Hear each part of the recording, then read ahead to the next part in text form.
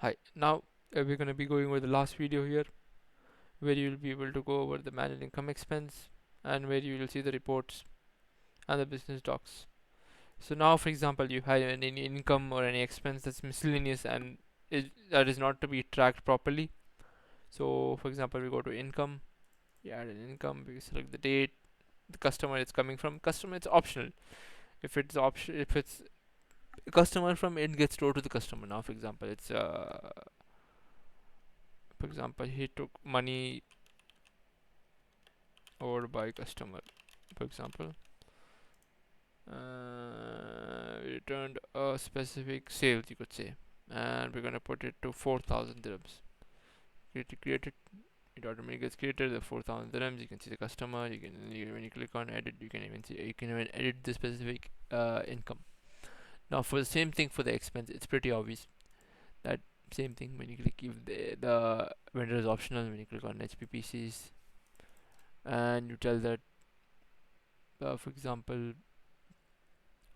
we're not going to choose a vendor. We're going to choose that it's a rent. For example, warehouse rent, and the category is rent. You can select the rent. When you can select that the rent was around, could say 8,080 bank transfer, and you click the add expense, and the expense gets created here. So that's pretty much for income expense. It's pretty easy to use. Now we'll be going over the business documents first. Now here you have a page to input all your specific documents about your business. For example, the trade license, the TRN number, the VAT certificate, the memorandum of association, certificate of incorporation, emirates ID, business bank details, ijari, tenancy contract, insurance certificate, and company profile. So you have an option to input all your speeches here. For example, we're going to input, for example, the specific thing. You'll be able to replace it. You'll be able to view it. As you can see, you click on replace. You can go over and replace it again. You have an option to remove it as well. So that's how the business document page works. And now you'll have the reports pages. So here we have specific reports that we've created previously, and this can be customized according to the user whatever he wants. So these are the general what our clients want. So firstly we're going over the profit loss. So this is connected to the whole software. How much we made revenue this month, last month, this quarter, last year, last year. This month we made 10,000 dirham. When uh, I have an operating income of minus 593, and we have net income of minus 593 as well. You can see the rent expense breakdown, the rent, the vendor payments we have done to vendors, and the charts. Now we will be going over the balance sheet, where you can see the total assets, the total liabilities, the total equity, the working capital, and all the details about the specific balance sheet and charts related to the balance sheet. Now you will have a VAT reports page as well, which is FTA compliant, where you can see all the sales output, all the credit notes, all the customer payments. So it minuses all and it calculates properly what returns have been done, what credit notes have been created, what customer payments have been done, what invoices have been made. So it properly calculates the output VAT, the total amount. And same thing for purchase. You have an option to filter here.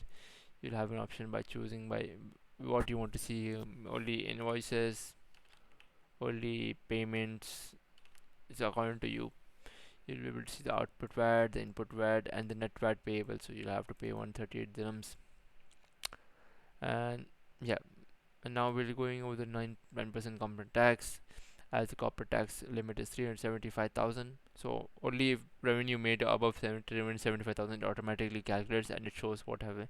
For example, we've only made 10,000 now this year, so its taxable income is 880, as we've not made above 375,000. So it automatically calculates here.